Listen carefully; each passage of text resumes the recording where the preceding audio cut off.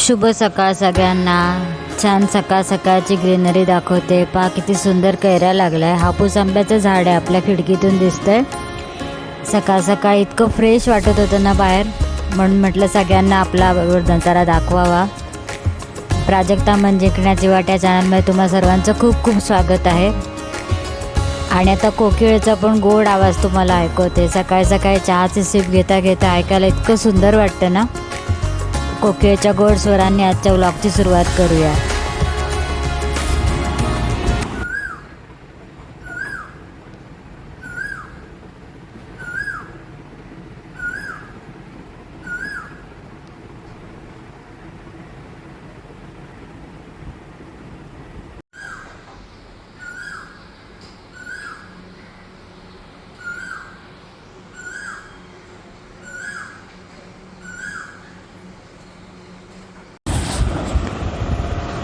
सगळ्यांनी माऊलींचे छान सुंदर शुभ दर्शन घ्या। आळंदीची आजची माऊलींची पूजा। ज्ञानेश्वर महाराज की जय।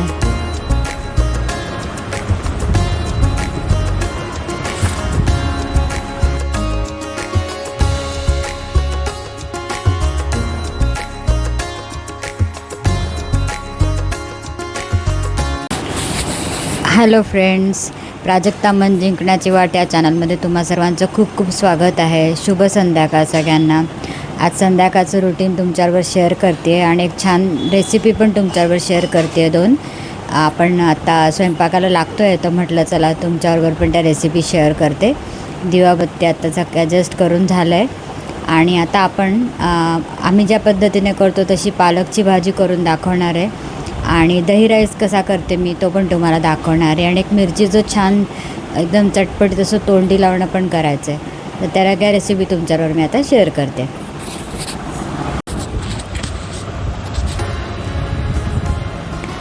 संध्याकाळची दिवाबत्ती झाल्यानंतर आता छान धूप पेटवले आहे धूप कपने, आणि याच्यात भीमसेर कापूर टाकून छान आपल्याला हा जाळायचा आहे। आणि त्याचा इतका सुंदर सुगंधी येतो ना, धूर खूप सुंदर वाटतं। आता देवघरापुढे प्रत्येक देवाच्या फोटोपुढे आपल्याला छान धूप दाखवायचा आहे आणि सगळ्या घरभर आपल्याला फिरवायचं आहे। आणि सगळ्यात शेवटी मी त्याला गॅलरीत नेऊन ठेवते, म्हणजे छान एक तासभर तरी छान सुगंध घरात आपल्या येत राहतो। फार प्रसन्न वाटतं आणि छान पॉझिटिव्ह वाईब्स येतात।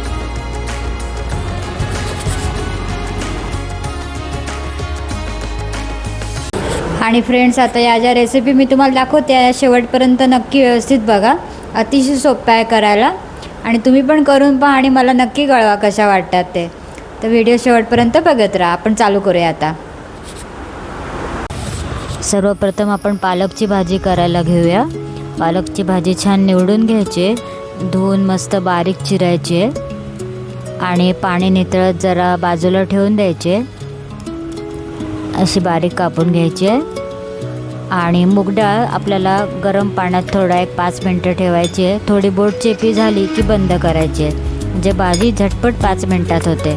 मूग डाळ अंदाजे अर्धी वाटी मी घेतली, प्रत्येकाने आवडीनुसार घ्यावी। आणि ते लसूण मिरची आणि जिरं खलबत्त्यात आपल्याला कुटून घ्यायचं आहे। मिक्सरला फिरवण्यापेक्षा खलबत्त्यात कुटलं की फ्लेवर खूप सुंदर येतात, म्हणून मी खलबत्ता वापरते शक्यतो पालेभाजीसाठी। आणि आता फोडणी करून घेऊया। प्रथम तेल टाकलं, तेल तापलं की मोहरी आणि जिरं टाकायचं। मोहरी आणि जिरं तडतडलं की हिंग टाकून घ्यायचं आपल्याला।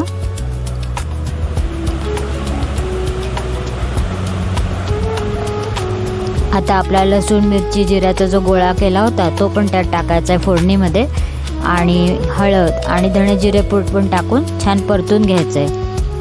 नंतर आपण जी मूग डाळ पाण्यात टाकली होती ती चाळणीवर त्यातलं पाणी सगळं काढून घ्यायचं आहे आणि ती डाळ पण फोडणीत टाकून घ्यायची। आता आपल्याला खूप मऊ पण नाही शिजले बघा, अर्धवट अशी कच्ची आपण शिजवून घेतली आहे। त्यानंतर चवीनुसार मीठ आणि आपण कापून ठेवलेला पालक जो आहे तो टाकून घ्यायचा आहे आणि छान भाजी ढवळून घ्यायची व्यवस्थित। आता सगळीकडे छान मिरची आणि लसूण लागला पाहिजे, छान वर खाली अशी ढवळून घ्यायची आता आपल्याला। आता पालक एवढ्या मोठ्या क्वांटिटीत आपल्याला दिसतोय, पण शिजवल्यावर पाक एवढूसा होतो, तो एकदम कोवळा पालक होता सुंदर। असं वाटतं खूप झाली आहे भाजी, पण 5 मिनटात तो आळून एकदम कमी एकदम क्वांटिटीचा होतो. एकदम कवळी भाजी होती आजची.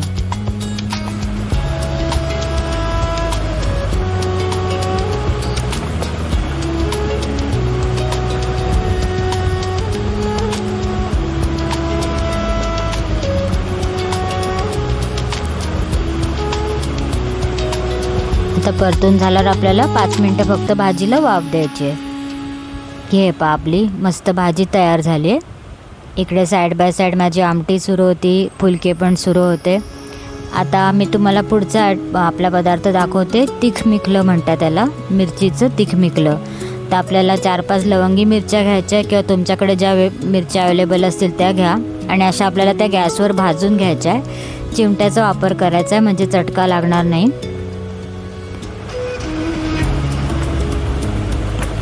असं छान त्याला डाग पडेपर्यंत असं भाजून घ्यायचं आहे. थोडंसं जमलं तर खालीवर करत राहायचं आहे असं हळूहळू. फक्त काळजीपूर्वक भाजा. भाजून झाल्या. आता आपल्याला मिरच्या अशा भाजल्या गेल्या पाहिजे बघा. आता जिरं घ्यायचं आहे. नंतर आपल्याला 5-6 लसणाच्या पाकळ्या घ्यायच्या आहेत. कोथिंबीर घ्यायची आहे.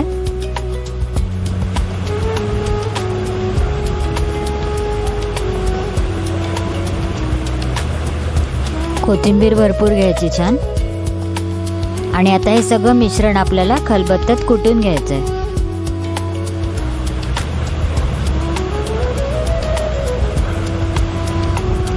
छान मस्त एकजीव करून घ्यायचं आहे कुटून. मिक्सरला नाही हो फिरवायचं, खलबत्त्यात कुटा, खूप छान चव येते.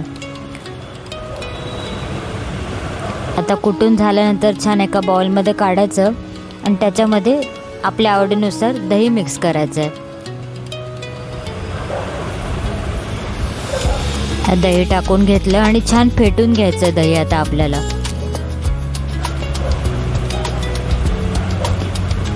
असं छान हलवून घ्यायचं, फेटून घ्यायचं.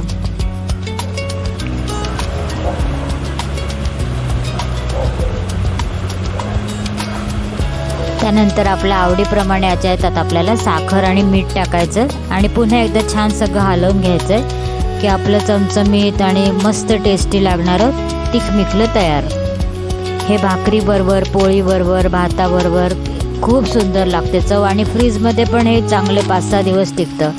फ्रीजमध्ये ठेवल्यावर ते छान त्याचं टिकाऊपणा वाटतं. आणि आता आपली तिसरी रेसिपी आहे दही भात किंवा दही बुत्ती आपण म्हणतो ना, ठीक आहे. सकाळीच मी भात शिजवून ठेवला होता, तयार करून ठेवला होता. किंवा आपला सकाळचा भात जास्तीचा उरला तरी आपण हे करू शकतो. असा हाताने आधी भात मोकळा करून ठेवायचा आहे सगळा. असा मोकळा केला ना की मग दूध आणि दही मिक्स करायचं आहे आपल्याला त्याच्यामध्ये. आधी तो फोडून असा सगळा मोकळा करून घ्यायचा आहे. मऊ शिजवायचा आहे भात एकदम. ताजा तुम्ही शिजवून घ्यायचं झालं किंवा सकाळचा उरलेला असला तर तोही वापरू शकतो. आता मस्त भरपूर त्याच्यात दही टाकायचं आहे. दही जास्त आंबट नको, गोड दही असेल तर खूप छान लागतं. हे पहा आपल्याला हवं तसं हळूहळू दही आणि दूध टाकत जायचं आहे. आणि छान त्याला सरसरीतपणा आला पाहिजे, घट्ट नको. असं मऊसर छान आपल्याला दही भात बनवायचं आहे.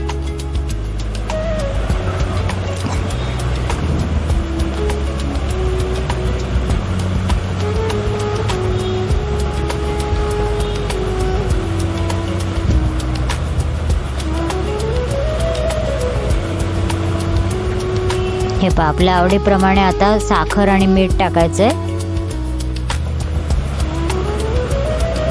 तेही सगळं छान कालवून घेतलं. आता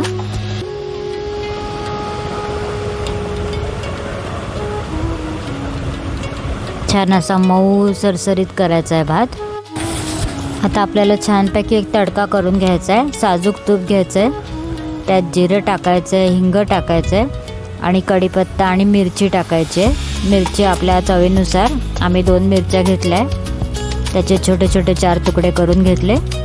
आणि छान तडतडलं जिरं की आपण आता तयार करून घेतलेला भात आहे ना त्याच्यावर तो तडका आपल्याला टाकून घ्यायचा आहे की झाला आपला दही भात तयार. हे पहा असं छान टाकून घ्यायचं आणि सगळं मस्त कालवून घ्यायचं. थोडासा भात असं त्याच्यामध्ये टाकून कढणाळ्यामध्ये तो पण त्याच्यात छान परतून घ्यायचा, म्हणजे आणखी उरलेलं तूप पण सगळं त्याला लागेल आणि छान सगळं कालवून घ्यायचं आहे आपल्याला.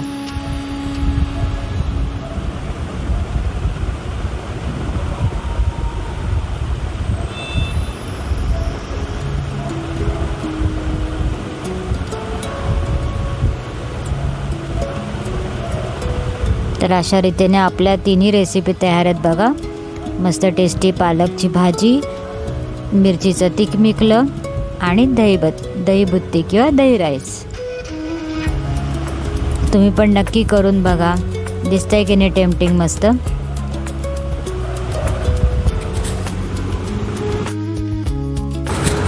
सो फ्रेंड्स, असं आपलं छानसा रात्रीचं डिनर तयार झालं आहे. हे तिखमिखलं पण ना मला अनुराधाताई तांबोळकरांची रेसिपी पाहून मी शिकली आहे. आमच्या घरात जेव्हापासून केलं ना खूप आवडतं. अतिशय टेस्टी लागतं. खिचडीबरोबर, भाकरीबरोबर, पोळीबरोबर, नुसतं भाताबरोबर तुम्ही नक्की ट्राय करा. माझ्या मिस्टरांची आवडती रेसिपी आहे ती. आणि दहीभात ताईने दाखवलंच. आणि याच्यामध्ये आणखी सांडगी मिरची आता माझ्याकडे संपली ना, तर सांडगी मिरची मस्त ना अशी तळायची आणि त्याच्यावर चुरून टाकायची. अप्रतिम लागतं. काय काय लोक डाळिंबाचे दाणे पण टाकतात. मेन म्हणजे पोटाला थंडावा मिळण्यासाठी आपण हे सगळं करतो. आणि रात्री जेवढी भूक पण नसते ना, तर नुसता 1 पॉट मिलेक आपला दहीभात केला तरी छान होईल. आणि पालकची पण डाळ टाकून भाजी अतिशय सोपी, 5 मिनटात झटपट होते. भाकरीबरोबर अप्रतिम लागते, पोळीबरोबर पण छान लागते, किंवा तुम्ही नुसता जिरा राईस केला ना तरी त्याच्याबरोबर मस्त लागते ही भाजी. त्या रेसिपीज तुम्ही नक्की ट्राय करा.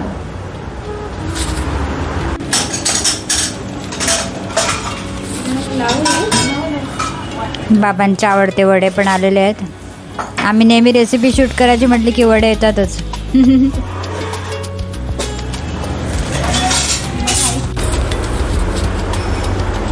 फायनली आंब्याचे पेटे आलेले आहेत. अक्षय तृतीयेला आम्ही आंबे घेतलेच होते. त्या दिवशी आम्हाला 1500 रुपये डझन मिळाले. आज आता ह्यांनी 5 डझनची पेटी आणली, ती 1200ला मिळाली. हळूहळू होत आहेत आता कमी. तुमच्या इथे कसे भाव आहेत आंब्याचे नक्की कळवा. हा हापूस आंबा आहे, देवगड हापूस. आमच्याकडे हा असा खूप प्रिय आहे सगळ्यांना. खायला पण छान लागतो, रस पण सुंदर होतो याचा. अजून ही खालची पेटी कच्ची आहे, एक 2-3 दिवस लागतील.